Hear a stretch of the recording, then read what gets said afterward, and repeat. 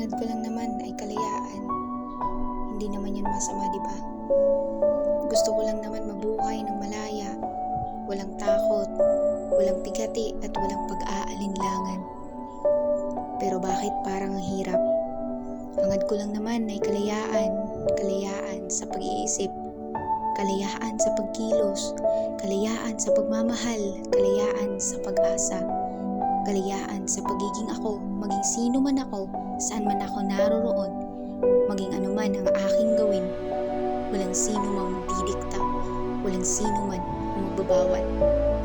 Kalayaan na mabuhay ng tunay, kalayaan na maging masaya, kalayaan na maramdaman ang tunay na pag-ibig. Pero bakit parang ang hirap? Parang may nakakulong sa akin na hinihila ako pababa upang hindi ko makamtan ang kalayaang aking hinahangad. Bakit ang hirap? Hangad ko lang naman sana ay kalayaan. Bakit tila ang mundo sa akin ay pinagkait